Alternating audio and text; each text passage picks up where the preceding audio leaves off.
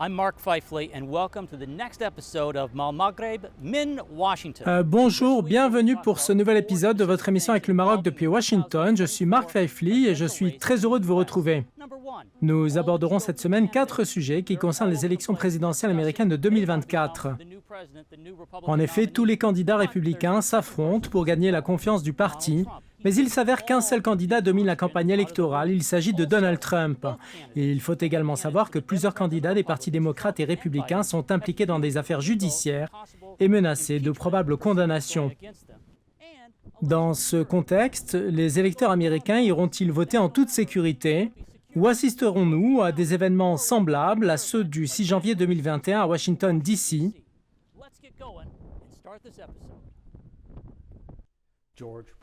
Bienvenue à nos invités. Mais avant de commencer notre discussion, permettez-moi tout d'abord de renouveler mes sincères condoléances au nom du peuple américain à Sa Majesté le roi Mohammed VI et à tout le peuple marocain qui souffre des effets de ce séisme dévastateur. Nos cœurs sont avec vous et nos prières vous accompagnent. Nous sommes vraiment impressionnés par votre cohésion et votre solidarité face à cette catastrophe naturelle qui a secoué notre grande nation. Que Dieu vous vienne en aide.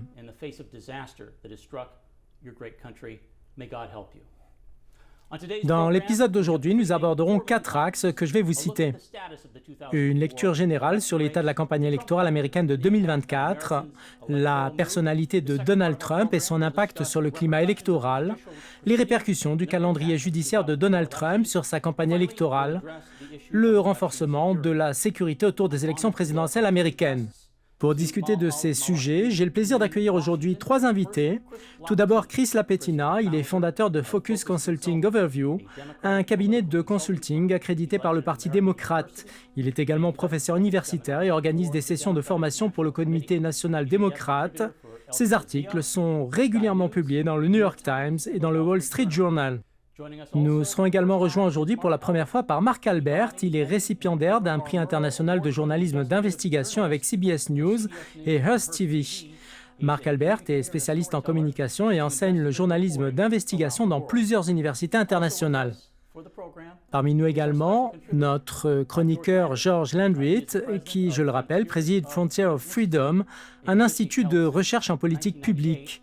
Entre 1994 et 1996, George a été candidat au Congrès de Virginie pour le Parti républicain. Soyez les bienvenus, mais avant de commencer, je vous propose d'écouter quelques témoignages recueillis à Washington, D.C. à propos de ces élections présidentielles 2024. Je ne connais pas très bien notre gouvernement et je me contente de suivre l'actualité, ce que disent les gens à propos de Trump ou de tout autre candidat républicain. Moi, personnellement, je viens d'un État républicain, la Floride. Notre gouverneur, Ron DeSantis, n'est pas vraiment apprécié, il faut le dire. Bon, voilà, c'est mon opinion et sur ce sujet, eh bien, je prendrai ma décision. Il est vraiment regrettable que nous n'ayons pas de nos jours de bons candidats aux États-Unis. Il est honteux que nous soyons confrontés dans notre pays à ce genre de bouleversement. Je ne dirais pas que je suis inquiet, mais j'avoue qu'il existe actuellement une grande polarisation entre les deux partis. Je ne peux pas non plus parler au nom de toutes les générations. Mais pour ma génération, nous nous considérons comme indépendants et libres penseurs.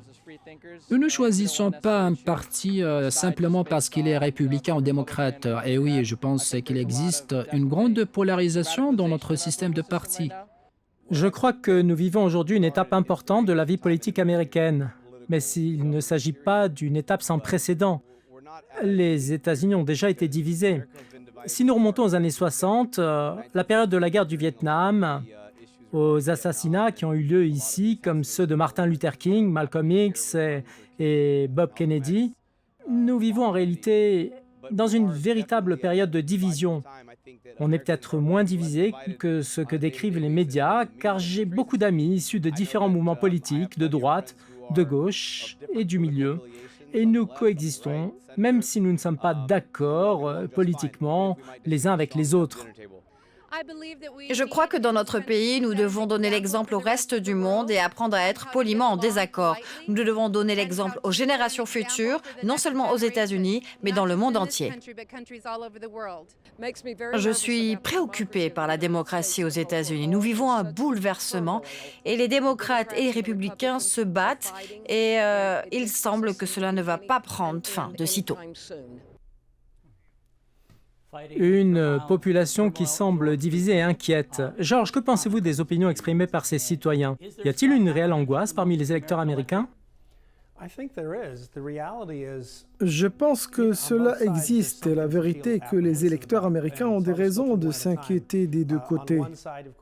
Prenons chaque côté individuellement. De nombreuses questions politiques préoccupent les électeurs concernant le président Biden, comme l'inflation, l'état de l'économie, le coût de la vie, et même certaines questions de sécurité nationale, de sécurité des frontières et de la drogue. Toutes ces questions contribuent à la question de savoir si le président Biden est capable de s'acquitter de ses fonctions. Et ce sont toutes des questions légitimes. D'un autre côté, les électeurs américains s'inquiètent du candidat républicain qui a été formellement accusé dans diverses juridictions, dont certaines peuvent être politiquement motivées, mais qui suscitent néanmoins des suspicions.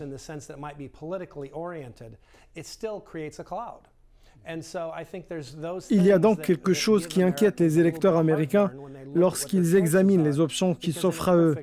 Car dans un monde idéal, même dans un monde moins idéal mais meilleur, ils auront de meilleures options et ne seront pas obligés de choisir entre les deux options mentionnées tout à l'heure.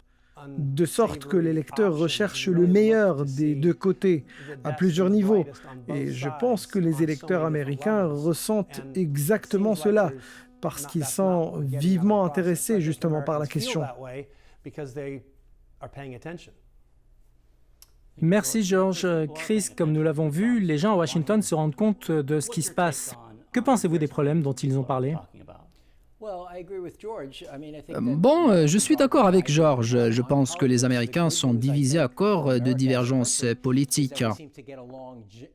Cependant, la bonne nouvelle est que les États-Unis est un pays généralement harmonieux. Il n'y a pas de troubles civils, les gens ont tendance à vaquer à leur occupation quotidienne et à s'entendre même s'ils ne sont pas d'accord sur la politique.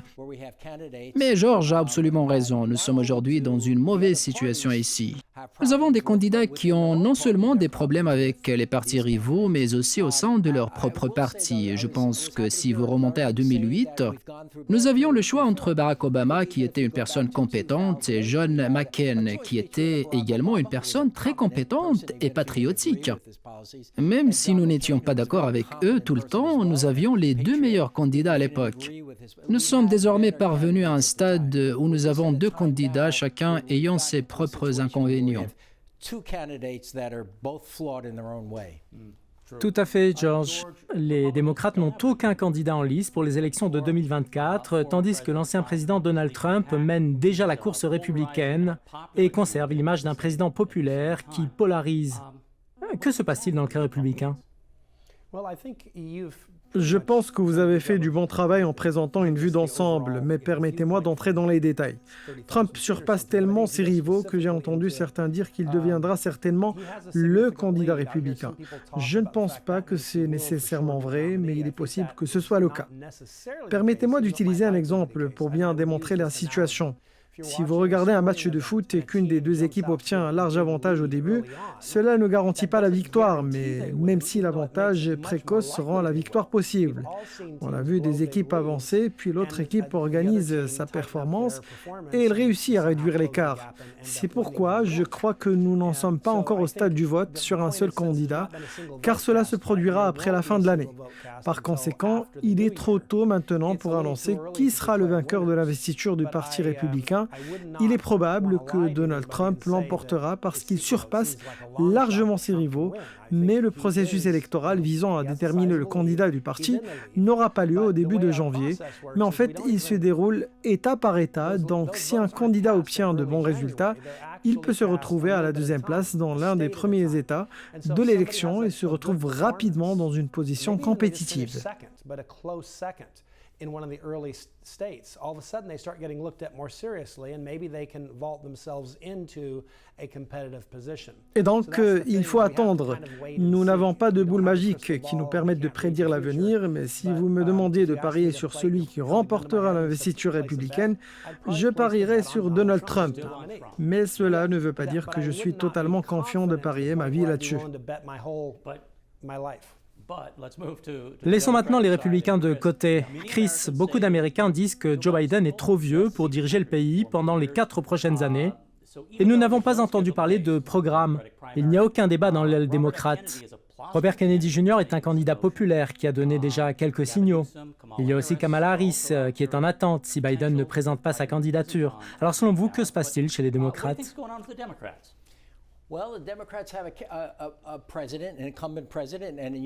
Les démocrates ont un président qui est l'actuel président et dans notre système, il s'agit d'une chose très importante. Il est donc très difficile de renverser un président sortant, qu'il soit populaire ou non.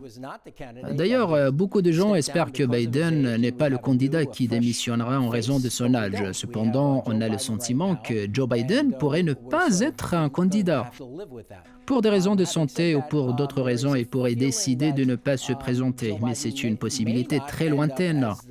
De ce fait, pour le moment, il semble que la ligne des candidats républicains, comme l'a dit George, soit dirigée par Trump, même si quelque chose peut arriver, ou que Biden puisse être le candidat démocrate. Merci Chris. Nous allons évoquer à présent notre deuxième axe, la marque distinctive de Donald Trump et son impact sur le climat électoral américain. En novembre dernier, le candidat républicain Ron DeSantis a remporté des élections fatidiques en Floride, où il est apparu comme un rival potentiel de l'ancien président Donald Trump. Mais au fil des mois, Trump l'a surpassé dans les sondages d'opinion et il le dépasse désormais largement. Il y a eu aussi une période où on a vu Donald Trump décliner face à son rival démocrate Joe Biden, mais aujourd'hui ils sont à égalité. Certains sondages donnent même à Trump une légère avance, et bien qu'il soit trop tôt pour prédire qui gagnerait s'ils devaient s'affronter, l'avantage semble désormais être en faveur de Trump. Mais avant de développer notre discussion autour des chances de Donald Trump dans cette course à la Maison-Blanche, notre correspondant Jihan Mansour va nous faire un point sur la situation.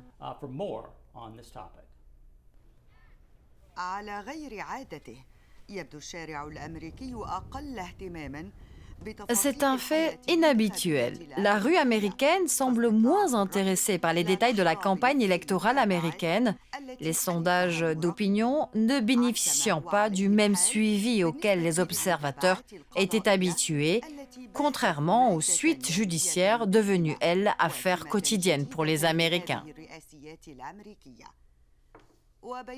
Et alors que la popularité du président Joe Biden a légèrement augmenté, l'ancien président Donald Trump se trouve lui toujours seul dans les rangs du camp républicain, où il bénéficie d'un large soutien des électeurs. Les sondages d'opinion confirment l'avance de Trump de 43%, suivi par le gouverneur de Floride, Ron DeSantis, avec seulement 14%.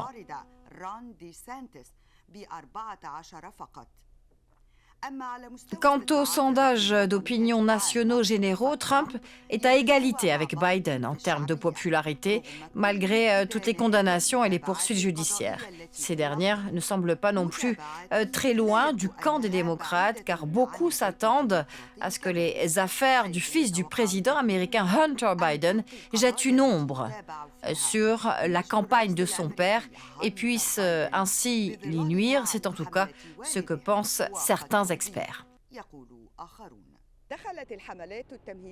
Les campagnes électorales américaines sont entrées dans leur phase décisive et si la question de l'investiture du Parti démocrate en la personne de l'actuel président Joe Biden a été tranchée, le camp républicain connaît lui encore rivalité et suspense, même si l'ancien président Donald Trump est le plus susceptible de remporter le sommet du parti. Ces poursuites pénales restent un obstacle à une décision sur cette nomination, ce qui crée davantage de divisions dans la rue politique américaine. Jihan Mansour, du côté de la Maison-Blanche, Médien TV, Washington. Merci, Jeanne. Georges, s'il devait y avoir un second face-à-face entre Joe Biden et Donald Trump, à quoi ressemblerait-il à votre avis? I think it might be a little bit messy, that's for sure. But I think there's a couple of factors. Je pense que ce sera certainement un peu épineux. Je pense également qu'il y a deux éléments qui distinguent les deux côtés. Pour Trump, il y a un avantage en sa faveur, à savoir que la présidence de Biden n'a pas suscité l'admiration de l'opinion publique américaine. D'abord, il y a la crise de la frontière sud des États-Unis, qui connaît un pic migratoire, les coûts de l'énergie, la récession économique, la hausse des prix et la perte de pouvoir d'achat. Mais pour être honnête, le président Biden semble parfois hésitant, ce qui pose un réel problème aux électeurs. Je crois que tout cela est dans l'intérêt de tout rival du président Biden et dans ce cas en faveur de Trump. Mais ce dernier souffre des poursuites judiciaires qui ont créé un nuage de doute autour de lui. We've never had a president before who's even been indicted, much less kind of this cloud over. D'une manière générale, je pense que Trump a un léger avantage sur Biden lors de l'élection présidentielle, car l'électeur lambda votera en se demandant à quoi ressemblera ma vie après les élections. Et si je regarde les 4 dernières années, je constate que ce n'est pas ce que j'attendais avec impatience. Par conséquent, si les démocrates étaient intelligents, ils nommeraient quelqu'un comme Robert Francis Kennedy Jr., un candidat qui peut se démarquer des 4 dernières années, tout en bien représentant le Parti démocrate. Le problème avec Biden est qu'il ne peut pas se séparer des années de sa présidence. Et en fait, il essaie de promouvoir l'idée que sa politique économique est une réussite. Donc je pense que s'il s'agissait d'élections compétitives, ce serait un peu épineux. Absolument, je le pense aussi. Chris, ce scénario est-il envisageable? Sur qui parieriez-vous? Bon, je pense que ce sera une course compliquée entre deux candidats qui ne sont pas plus populaires auprès de la plupart des Américains. Je pense également que le principal problème de Donald Trump, c'est Donald Trump lui-même.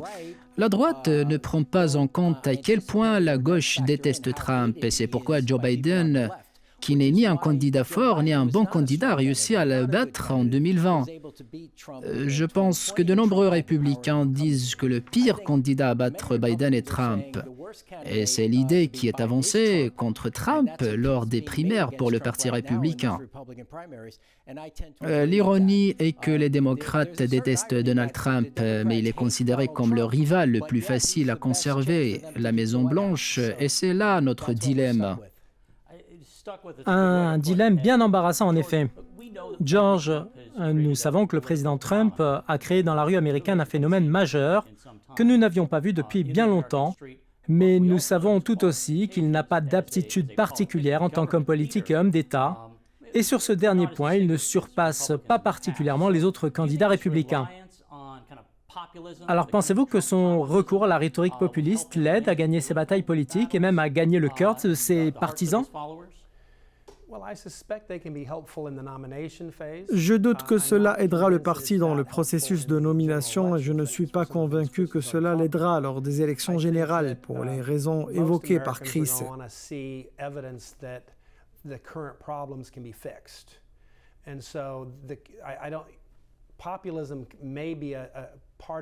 Je pense que la plupart des Américains veulent des preuves que les problèmes actuels peuvent être résolus.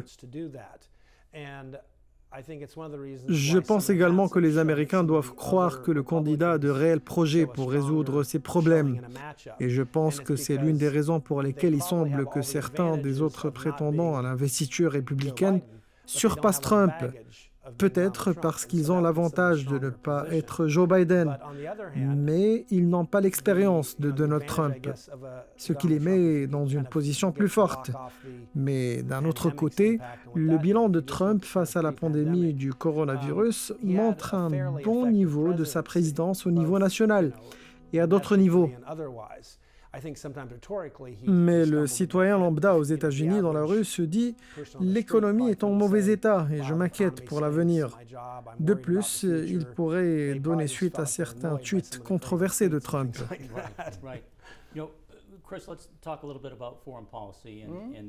Chris, parlons un peu des enjeux de ces élections en matière de politique étrangère. Certains alliés des États-Unis sont insatisfaits des décisions de Joe Biden, qu'il s'agisse de celles liées à l'impasse en Ukraine, du retrait confus d'Afghanistan ou encore d'autres questions. Alors, si nous supposons que Donald Trump gagne les prochaines élections, quelles seraient les conséquences sur nos relations internationales? Seraient-elles positives ou négatives? Je pense que Biden a commis des erreurs en ce qui concerne la politique étrangère, comme vous l'avez souligné. D'ailleurs, je les considère personnellement comme des erreurs, même si tous les présidents le font.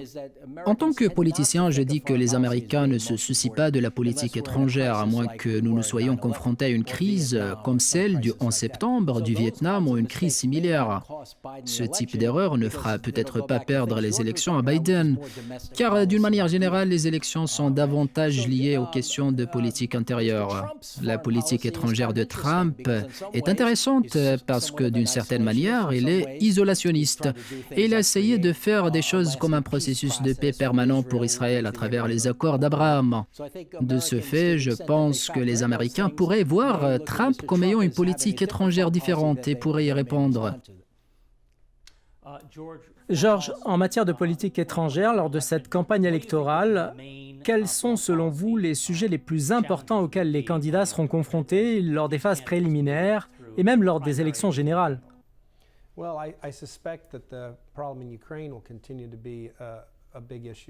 Je ne pense pas que la guerre en Ukraine restera le problème majeur, même si je crois que les Américains soutiennent l'Ukraine et espèrent que Poutine ne réussira pas dans cette guerre. La question demeure, quelle est la meilleure façon d'aider l'Ukraine? Continuer à remplir des chèques sans fin, certains pour payer les retraites des Ukrainiens par exemple, cela n'aide pas l'Ukraine à gagner la guerre. La plupart des Américains qui souffrent financièrement rejettent cette tendance. Cela ne veut pas dire qu'ils soutiennent Poutine, mais ils recherchent une méthode tactique qui puisse aider l'Ukraine à gagner sans constituer un gaspillage des ressources américaines. Je pense que ce serait une question importante si les États-Unis pouvaient trouver cette voie. Les citoyens américains ne cessent de dire qu'ils n'aiment pas envoyer constamment de l'argent américain en Ukraine, et cela ne veut pas dire qu'ils soutiennent Poutine, car il existe une solution de compromis. Alors, si le candidat peut exprimer clairement cette solution de compromis, il sera capable de gagner le soutien de nombreux électeurs américains, car la plupart d'entre eux souhaitent voir une telle solution. Chris, nous observons actuellement l'évolution positive de la position du Royaume d'Arabie Saoudite à l'égard des accords d'Abraham, accords dont des pays comme le Maroc et les Émirats arabes unis sont signataires. Alors avec la suite des événements en Russie, tout cela va-t-il exercer une pression supplémentaire sur les candidats? Absolument, je pense que le statut des États-Unis est une chose à laquelle les Américains pensent, même s'ils ne soucient pas des détails spécifiques de la politique étrangère. En fait, nous avons un statut que nous sommes un pays dont les gens dépendent pour recevoir de l'aide. C'est ce que tout nouveau président doit prendre en considération. Et ce que ce président peut faire pour maintenir cette position qui existe depuis des générations et même depuis la Seconde Guerre mondiale. George souligne que le Royaume d'Arabie Saoudite a récemment réorienté ses relations dans des relations alternatives à l'axe traditionnel Riyad-Washington. Son adhésion au groupe des BRICS et la réduction des quotas de production pétrolière rendent les choses difficiles pour Joe Biden. Quelles pourraient en être les conséquences dans cette course électorale?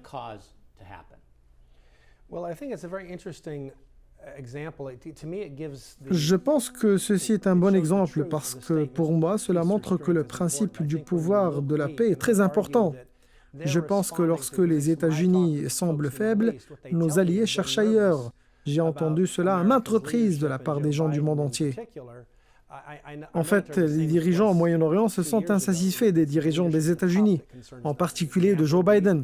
Lorsque des responsables du département de la Défense témoignent devant le Congrès et affirment que le plus grand problème auquel est confrontée la sécurité nationale américaine est le changement climatique, Cela montre une erreur au niveau du raisonnement.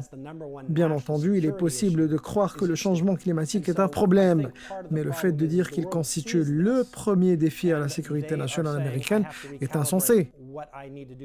Je pense qu'une partie du problème vient du fait que plusieurs pays en prennent conscience et disent que nous devons reconsidérer cette situation et déterminer ce qui doit être fait pour protéger nos pays. Auparavant, le fait d'être proche et allié des États-Unis était la meilleure option, mais certains pays repensent cela. Je ne suis pas d'accord avec eux parce que les États-Unis restent toujours la meilleure option, mais je comprends pourquoi ils repensent, parce qu'on paraît faible probablement. À cet égard, permettez-moi de citer mon expérience en tant que pionnier durant la vie scout.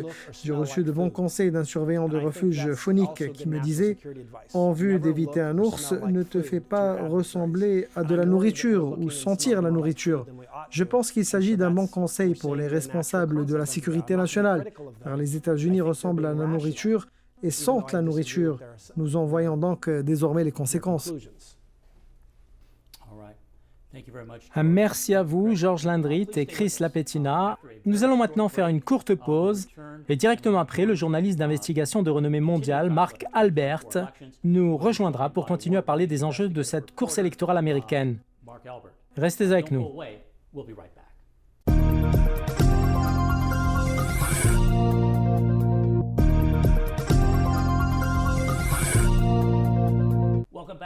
Nous voilà de retour pour la suite de votre émission avec le Maroc depuis Washington.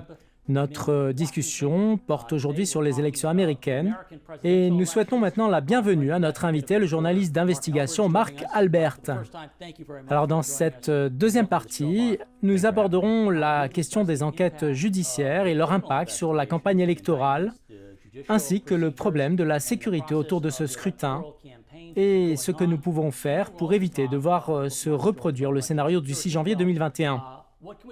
Nous verrons ce qu'il faut faire pour protéger les bases de données, empêcher tout piratage ou atteindre au droit américain de voter face aux campagnes de désinformation de la Russie, de la Chine et de l'Iran. Et nous verrons aussi si celles-ci peuvent avoir un impact. D'ailleurs, les événements du 6 janvier 2021 ont été l'expression la plus forte de la division dont nous souffrons aujourd'hui.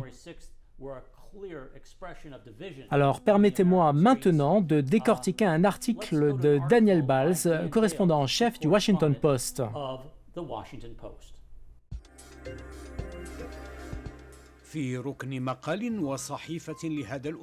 Dans l'article de cette semaine, nous passons en revue le contenu le plus important d'un article important publié par le Washington Post, par l'écrivain Daniel Balz, sous le titre « Ce qui divise plus que jamais les partis politiques américains, c'est la race et l'identité ».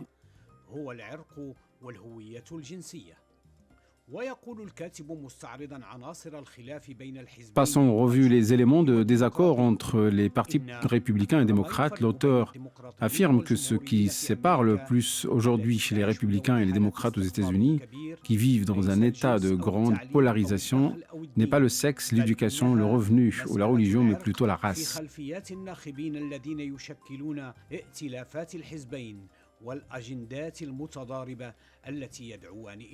À cet égard, l'auteur de l'article cite un rapport publié par l'American Political Science Association en partenariat avec l'Organisation pour la protection de la démocratie, extrait d'un paragraphe rédigé par Zoltan Ajnal de l'Université de Californie.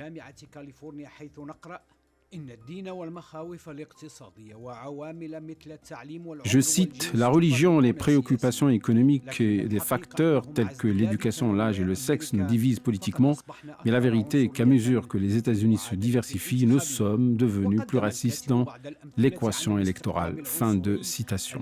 L'auteur a fourni quelques exemples de la polarisation raciale qui sévit dans le processus électoral aux États-Unis d'Amérique. En 2016, Donald Trump a remporté 58% des voix des Blancs contre seulement 8% des voix des Noirs, soit une différence de 50%.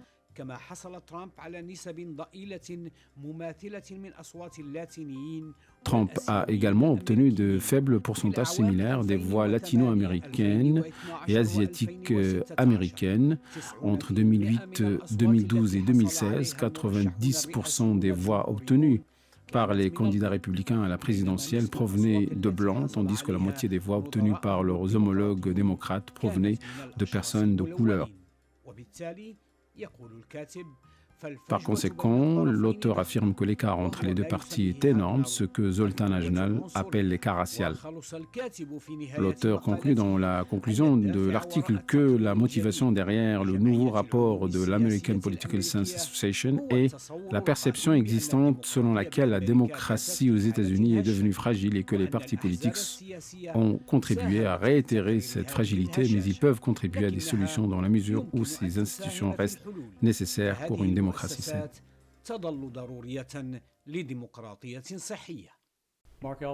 Mark Albert, après avoir suivi ce compte-rendu de l'analyse de Dan Bowles, dans quelle mesure pensez-vous que les conflits juridiques et les accusations mutuelles entre les deux parties puissent être une raison suffisante pour créer un sentiment d'anxiété et de peur lors de ces prochaines élections?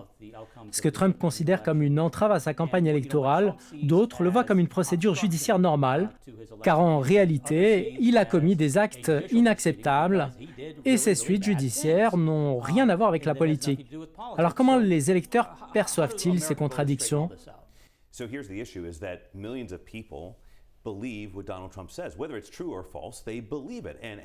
Voilà donc le problème. Des millions de personnes croient ce que dit Trump, qu'il ait raison ou tort. Le Washington Post affirme que Trump a prononcé 30 000 opinions erronées ou fausses au cours de ses 4 années en tant que président. De plus, il a été mis en accusation 2 fois, il a été inculpé 4 fois, et à chaque fois que nous vérifions les faits, je recevais des courriers de colère dont certains étaient des dessins très ignobles et méchants.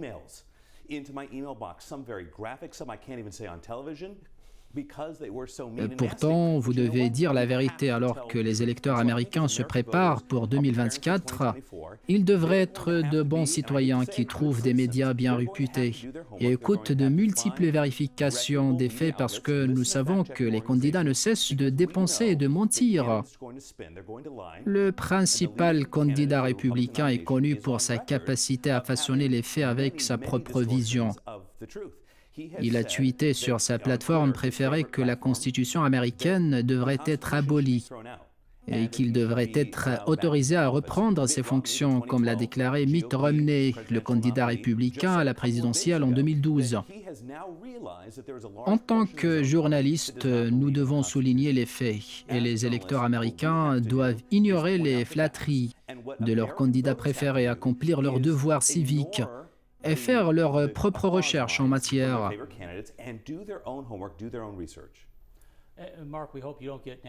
Marc, nous condamnons le harcèlement des journalistes et regrettons que vous ayez reçu des messages de menaces. Alors permettez-moi de me tourner à présent vers George Landry.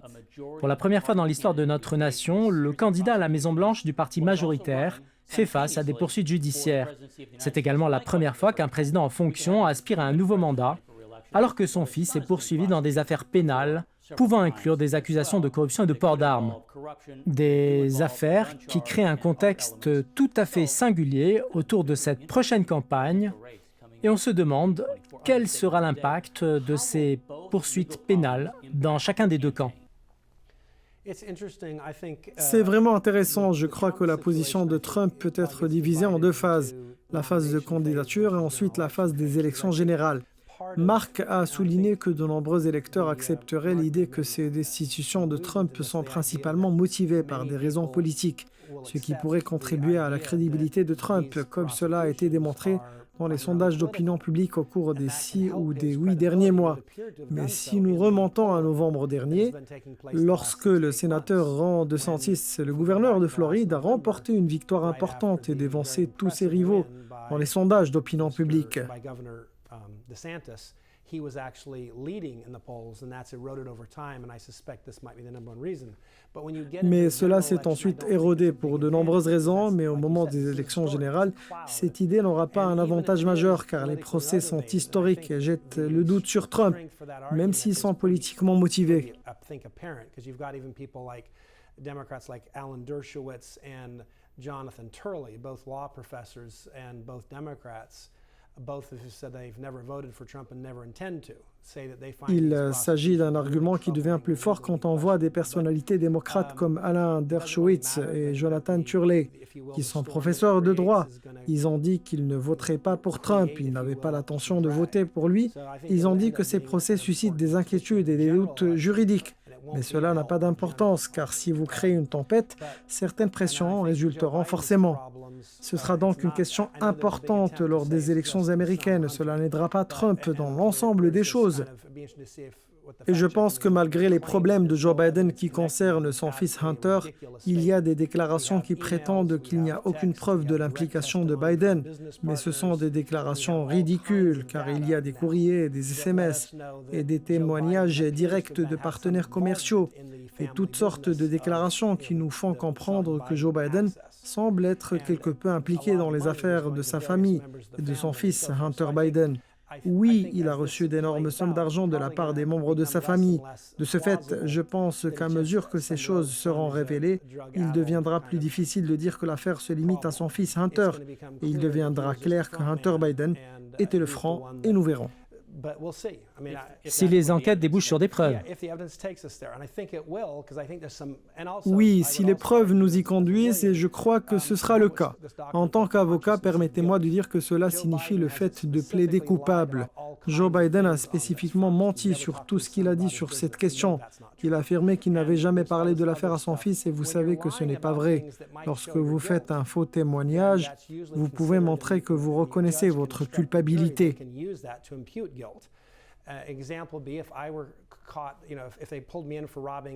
Par exemple, si j'ai été arrêté pour le vol de banque et que j'ai affirmé que j'étais hors de l'État et qu'une vidéo me montrait en face de la banque le matin du vol, ce mensonge devient une preuve solide que je suis coupable.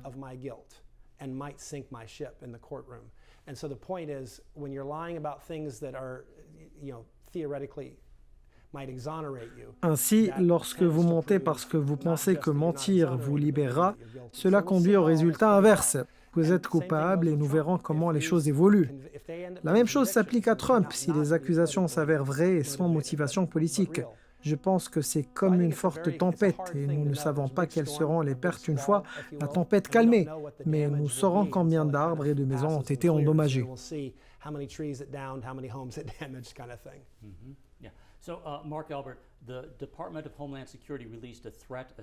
Mark Albert, l'agence américaine en charge de la sécurité intérieure a publié un rapport soulignant les menaces de violence pendant ces prochaines élections. Vous avez passé une longue période de votre vie à faire des recherches sur ces questions. Et selon ce rapport, des extrémistes motivés par des théories complotistes pourraient chercher à perturber ce scrutin. Le document évoque de possibles violences et menaces ciblant des infrastructures, mais aussi des responsables gouvernementaux, électeurs ou agents électoraux.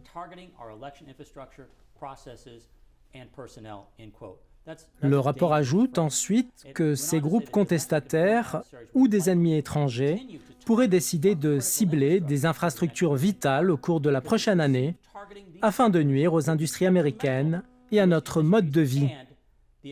Que l'Agence de sécurité internationale des États-Unis imagine un tel scénario est pour le moins inquiétant. Alors qu'en pensez-vous?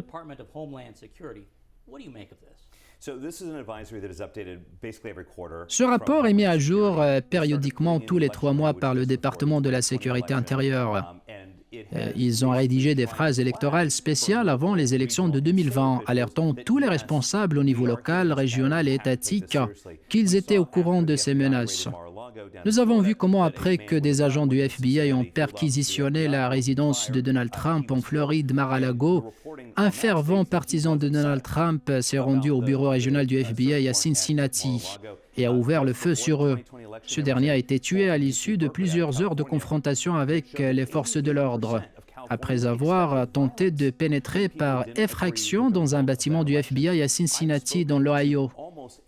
2 fois par an, j'organisais un symposium et j'appelais tous les secrétaires d'État et les responsables électoraux en chef et je leur posais ces questions et tous, sauf au cours des 3 dernières années, ont dit que les menaces, en particulier les menaces physiques, sont non seulement contre eux, mais aussi envers les agents et les administrateurs électoraux.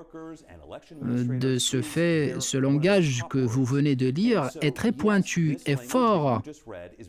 Mais je suppose en fait qu'il existe des preuves derrière cela. Il existe également des inquiétudes parmi les autorités chargées de l'application de la loi, que ce soit au niveau local, fédéral ou étatique, qui rendent ce sujet préoccupant. Nous constatons que non seulement les forces de l'ordre, mais aussi les dirigeants et les administrateurs électoraux sont préoccupés par le même sujet. George, dans votre think tank, Frontier of Freedom Institute, vous êtes régulièrement en contact avec la base de votre parti. Si l'on prend en compte ce que vous voyez sur le terrain par rapport à ce qui est affirmé dans ce rapport, qu'en pensez-vous? Well, I think that the report is wise in the sense that you can't just ignore things. Je pense que le rapport soulève des questions qui ne peuvent être ignorées. J'espère d'ailleurs que le rapport n'a pas tort, mais cela ne veut pas dire qu'il n'était pas nécessaire de le rédiger. Je crois que ces dangers peuvent survenir lorsque les frontières sont ouvertes. J'ai lu que certaines forces spéciales de la Chine et de gouvernements hostiles aux États-Unis sont passés par les portes de nos frontières. Certains des personnes qui les ont vus à 1,5 km de la frontière ont décrit comment ils portaient des uniformes officiels.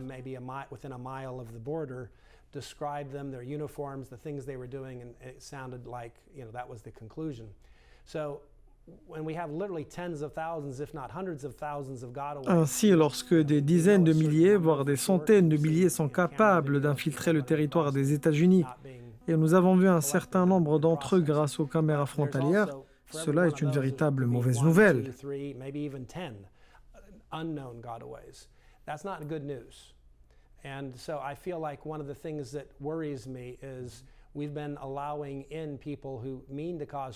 Il existe un certain nombre de personnes qui sont entrées dans le pays ayant passé plus de temps que ne le permettait leur visa et qui ont perpétré les attentats terroristes du 11 septembre. Et nous pouvons maintenant avoir des centaines ou des milliers de terroristes du même type et d'agents de pays étrangers qui nous font nuire au sein de notre pays. Ce rapport aborde des questions légitimes et demande quelle sera la prochaine étape. Looking at legitimate issues and asking what's up. And I think si nos adversaires parviennent à susciter la peur chez les électeurs américains et à les amener à se méfier de notre système électoral, et s'ils parviennent à monter une attaque efficace, ils peuvent causer d'énormes dégâts aux États-Unis. Ce pays qui était autrefois une lueur d'espoir et une ville brillante sur les collines. Et je crains que les États-Unis perdent ces qualités. So, Mark Albert, George talks about kind of physical people coming over the border to do harm, and George parle d'ennemis qui pourraient s'infiltrer parmi nous dans le dessein de nous faire du mal, et c'est un problème qui préoccupe nos services de sécurité intérieure. On peut aussi nous cibler à distance à travers des fermes de trolls sur le réseau Internet. Selon le rapport, la Russie, la Chine et l'Iran ont l'intention d'influencer le scrutin de 2024 et utilisent tous les moyens disponibles, que ce soit l'intelligence artificielle, les campagnes de désinformation à travers les réseaux sociaux ou autres, pour manipuler les résultats de ces élections et influencer l'opinion publique comme ils l'ont fait en 2016 et en 2020. Le rapport indique également que de nombreux Américains sont nourris aux théories du complot et développent un sentiment d'opposition à l'égard du gouvernement ou des partis, et qu'ils peuvent tenter d'entraver les élections en ciblant des électeurs ou des agents électoraux.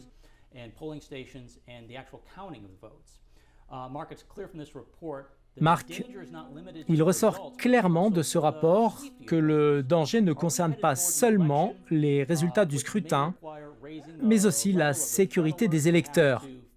Alors se dirige-t-on vers des élections qui pourraient nécessiter un régime d'état d'alerte? Et ces mesures pourraient-elles nuire au processus électoral dans son ensemble? Vous avez mentionné la Russie, la Chine et l'Iran. Quelques jours avant les élections de 2020, j'ai mené un entretien exclusif avec Bill Hena, directeur adjoint du renseignement national pour la sécurité électorale des États-Unis. Il a dit que 30 pays veulent falsifier le résultat de nos élections. Concernant le système électoral américain, j'ai récemment rencontré les secrétaires d'État en juin dernier J'ai interviewé plus d'une vingtaine d'entre eux. Ils ont tous déclaré que l'intelligence artificielle et la contrefaçon de haute technologie étaient ce qui les préoccupait le plus. Le gouverneur de l'État du Nouveau-Mexique a déclaré qu'il était terrifiant de voir ce que l'intelligence artificielle peut faire pour tromper les électeurs à travers les États-Unis.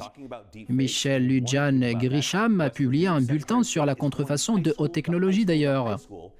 D'autant plus, le gouverneur de la Virginie occidentale a fait une tournée de lycée en lycée en diffusant un faux clip très précis de Barack Obama pour illustrer aux étudiants à quel point il est facile d'induire les gens en erreur. En fait, la désinformation, les menaces liées à l'intelligence artificielle et les campagnes d'influence menées par des pays sont une véritable préoccupation majeure. Le Brennan Center for Justice a affirmé que près d'un travailleur électoral sur 3 a déclaré avoir été harcelé, maltraité ou menacé. En fait, nous perdons un travailleur électoral et demi chaque jour en ce moment. Ils démissionnent et quittent leur emploi d'une manière définitive. D'ailleurs, cette violence affecte les électeurs et les différents endroits électoraux. Il s'agit également d'une violence qui consomme l'énergie des dirigeants électoraux à travers le pays. En fait, les agents en charge de la gestion du scrutin ne semblent pas motivés par ces élections. Près d'une trentaine de pays, voire plus, seraient tentés d'influencer négativement nos élections en usant de l'intelligence artificielle, ce qui est désormais facile à faire pour quiconque sait utiliser un ordinateur. George, les 50 États fédérés en charge de la gestion du scrutin au niveau local appellent le pouvoir central à leur allouer plus d'argent pour faire face à ce genre de problème. À cet égard, la Conférence nationale des législateurs qui s'est tenue à Indianapolis en août dernier a demandé plus d'allocations financières. Alors George, pensez-vous que l'argent seul puisse résoudre ces problèmes ou faut-il prendre d'autres mesures et lesquelles à votre avis?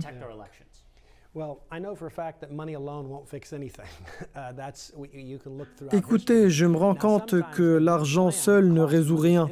Au cours de l'histoire, cela ne s'est jamais produit, mais parfois le fait d'élaborer un plan nécessite de l'argent pour le mettre en œuvre. Par conséquent, je ne dis pas qu'il n'est pas nécessaire d'allouer davantage de fonds pour mettre en œuvre un nouveau plan, mais l'idée d'allouer un certain montant de fonds pour résoudre le problème ne fonctionne pas. Il y a un certain nombre de choses à prendre en compte. Nous sommes devenus faibles au fil des années, ce qui a fait que l'exagération au niveau de la confiance a affaibli nos systèmes. Les conditions d'obtention d'une carte d'électeur et tous les types d'enregistrements qui garantissent la protection ont été affaiblis. Je pense que les Américains doivent comprendre que seuls les citoyens en âge de voter ont le droit de voter et que chaque vote est compté une seule fois. De plus, quand j'étais enfant, il ne m'est jamais venu à l'esprit qu'un endroit où voter pouvait devenir un endroit dangereux. Si cela devait arriver, tout doit être fait pour empêcher cela, ce qui nécessite des forces de l'ordre.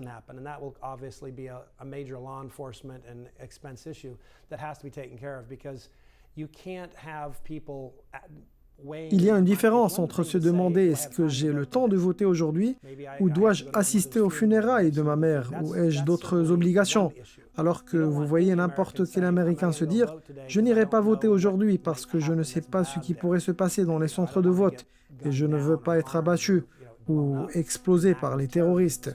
Je pense qu'il est tout aussi important que cela ne se produise pas du tout aux États-Unis, car si cela se produisait une seule fois, un grand nombre d'Américains ne participeraient pas aux élections. Nous voulons vraiment que les Américains participent au processus électoral. Il existe des lois dans certains États qui interdisent d'armer les agents de sécurité dans les lieux de vote. Même si certains responsables souhaitent sécuriser les circonscriptions électorales, il existe des lois fédérales et étatiques qui interdisent de porter une arme à feu à moins de 100 pieds. Les gens n'y auraient jamais pensé auparavant, mais aujourd'hui c'est désormais le cas. Oui, ceci n'était pas un problème et maintenant je comprends le libellé de la loi dans le passé. Mais dans le monde d'aujourd'hui, si je vais dans un centre électoral et qu'il y a un policier armé, je ne crains pas d'être abattu. Je pense que vous venez de soulever un point logique selon lequel nous devons revoir nos lois et veiller à ce qu'elles répondent aux problèmes auxquels nous sommes confrontés aujourd'hui et non il y a 20 ans. Marc Albert, les responsables de la gestion des scrutins à travers les États-Unis font part de leurs craintes. Pensez-vous qu'ils ont le budget nécessaire et le soutien financier pour organiser ces élections dans un an? La réponse a changé. J'ai donc interrogé ces secrétaires d'État 2 fois par an et leur réponse a été presque unanimement oui. Ils ont besoin de plus d'argent. Et la dernière fois que j'ai posé cette question, les 2 tiers ont répondu oui. Mais certains, fait intéressant, la plupart des secrétaires d'État républicains ont répondu non. Nous avons assez d'argent. Certains États ont des législateurs républicains qui interdisent désormais aux dirigeants électoraux et aux bureaux électoraux d'accepter de l'argent étranger. Mais lorsque j'ai consulté le site web du Barnard Center for Justice, il cite les 3/4 des responsables électoraux fédéraux affirment qu'ils auront besoin de plus d'argent pour la sécurité et l'administration électorale avant 2024. Donc, je pense que l'essentiel est que beaucoup de gens diront « bon, si vous avez un chèque en blanc à ce propos, nous l'accepterons ». Marc Albert, j'ai une dernière question à vous poser. Il est clair qu'il existe près d'une trentaine de pays qui seraient tentés d'influencer négativement nos élections. Ils pourraient essayer d'implanter des conspirateurs pour encourager les gens à ne pas se rendre aux urnes ou pour en décourager d'autres de faire du bénévolat et d'apporter leur aide dans les bureaux de vote. Alors, quoi qu'ils veuillent faire, quelle réponse devons-nous apporter en tant que nation pour garantir que le premier mardi du mois de novembre 2024, il y aura une sécurité adéquate pour les électeurs américains? Tout d'abord, certains se demandent s'il est nécessaire de modifier les lois, d'augmenter le personnel de sécurité, etc. Vous avez des secrétaires d'État, des dirigeants électoraux, du personnel qui distribue des vérifications des faits, ainsi que la CIA et l'agence de cybersécurité et de sécurité des infrastructures dirigée par Chris Krebs. Le département de la sécurité intérieure a tenté de lancer une campagne anti-désinformation plus large. Cette campagne a suscité de nombreuses controverses. Les rumeurs sont responsables de beaucoup de fausses nouvelles. Oui, bien sûr. Il y a beaucoup de rumeurs, peut-être en termes de communication, car l'information n'est pas traitée aussi clairement qu'elle aurait pu l'être, ce qui a permis à certaines rumeurs de se propager. Il y a tant de choses qui se préparent, mais vous devez aussi faire votre part en tant que citoyen.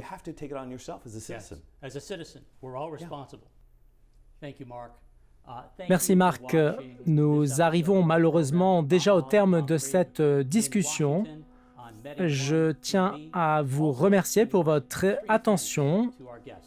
Merci également à tous nos invités, Marc Albert, Chris Lapetina, Georges Lindrit, et merci à toute l'équipe de production dirigée par le réalisateur Mohamed Saïd Al-Wafi. À très bientôt.